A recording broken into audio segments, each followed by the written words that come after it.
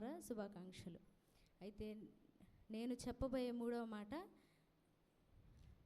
అమ్మ ఇదిగో నీ కుమారుడు అని మరియమ్మ తల్లితో మాట చెప్పారనమాట.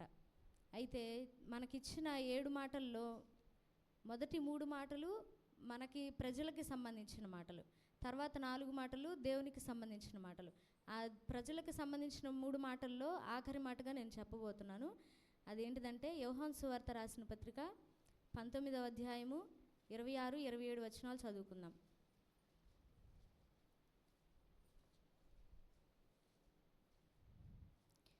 ఆయన తల్లి సహోదరి యేసు తన తల్లియు తాను ప్రేమించిన శిష్యుడును దగ్గర నిల్చుండట చూచి, అమ్మ ఇదిగో నీ కుమారుడు అని తన తల్లితో చెప్పెను. తర్వాత శిష్యుని చూచి, ఇదిగో నీ తల్లి అని చెప్పెను. ఆ గడియ నుండి ఆ శిష్యుడు ఆమెను తన ఇంట చేర్చుకొనెను. అయితే ఈ వచనంలో మనము 3 వ్యక్తులను చూస్తాము. ఎవరంటే మొదటిగా యేసు ప్రభువారు, రెండవదిగా మరియమ్మ తల్లి, మూడవదిగా యోహాను శిష్యుడు. అయితే ఆ 3 వ్యక్తుల్లో ఫస్ట్ దేవుని గురించి మనం తెలుసుకుందాం. అయితే దేవుడు 2 విధాలుగా ఆయన బాధ్యతను నిర్వహించాడు. మొదటిగా ఆయన పరలోకపు తండ్రి యొక్క బాధ్యతను నిర్వహించాడు. అదేంటిదనంటే లూకాసు వార్త 4:43లో ఎవరన్నా ఒక చదవండి.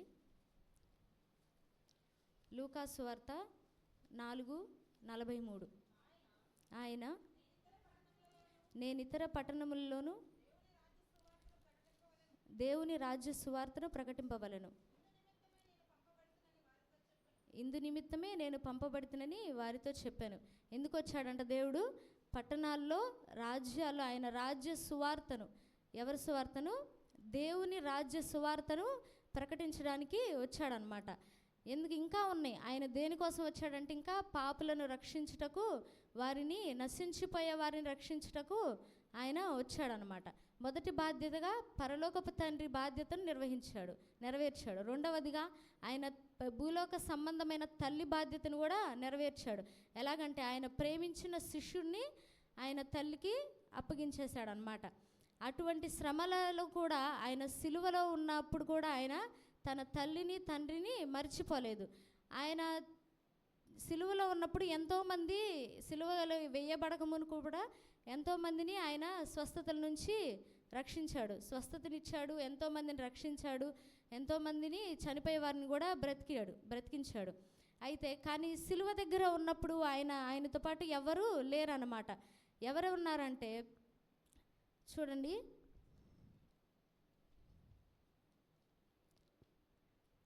యోహాను సువార్త 19వ అధ్యాయము 25వ వచనంలో ఉంది చూడండి. ఆయన తల్లి సహోదరియు, క్లోపా భార్య అయిన మరియయు, మగ్దలేని మరియయు యేసు సిలువ యొద్ద నిలుచుండిరి. ఎవరు? మొత్తం 5 నిల్చున్నారు. ఎవరంటే ఆయన తల్లి, మగ్దలేని మరియ, సహోదరియు, క్లోపా భార్యయు మరియు యేసు ప్రేమించిన శిష్యుడు. వీరు 5 మాత్రమే ఉన్నారు. ఎంతమంది ఉన్నారు ఆయన శిష్యులు? 12 మంది. 12 మందిలో ఎవరైనా ఉన్నారా? ఆయన వెంబడించిన వాళ్ళు యేసు ప్రభు శిష్యులు ఒక్కళ్ళే అనమాట. ఆయనకి అప్పగించాడు. ఆయన బాధ్యతగా తన తల్లిని ఆ శ్రమల దినాల్లో కూడా ఎప్పటికీ మర్చిపోలేదు. మనం కూడా కొంతమంది మర్చిపోతూ ఉన్నారు. లోకంలో చాలామంది తన తండ్రిదండ్రుల నుండి మర్చిపోయి ఎన్నో వృద్ధాశ్రమాల్లో విడిచిపెట్టబడుతున్నారు. అయితే వాళ్ళు ఎంతో బాధపడుతున్నారు. కానీ తల్లి మరియ బాధపడలేదు. ఎందుకు బాధపడింది అంటే ఆయన్ని పరిశుద్ధాత్మ దేవుని ద్వారానైనా గర్భము ధరించి ఆయన్ని భూమి మీదకి తెచ్చింది కాబట్టి ఆయన ఈ ఆఖరి దినాల్లో కూడా నన్ను మర్చిపోలేదు యేసు ప్రభు అని చెప్పి ఎంతో బాధపడింది. కడుపును పుట్టిన వాళ్ళు ఎవరైనా చనిపోతుంటే మనం చూస్తామా? కానీ ఆ మరియమ్మ తల్లి బాధతో ఉన్నా కానీ తండ్రి అయిన దేవుని చిత్తము ఆయన జరిగిస్తున్నాడు కాబట్టి ఎందుకు బాధపడలేదన్నమాట. నిర్గమకాండంలో మనకి 20వ అధ్యాయం 12వ వచనంలో మనకి 5వ ఆజ్ఞగా మనకి ఇచ్చారు. ఏంటిదంటే నీవు దీర్ఘాయుష్మంతుడు వగినట్లు నీ తల్లిని తండ్రిని సన్మానించమన్నాడు. సన్మానించమంటే ఏంటిది అర్థము? మన తల్లి తండ్రిని మనము గౌరవించాలి. వారు చెప్పిన మాట మనము వినాలి. కొంతమంది చెప్పిన మాట ఇప్పటికీ వినట్లేదు. ఇప్పుడు అసలు వినరు రాబో కాలంలో.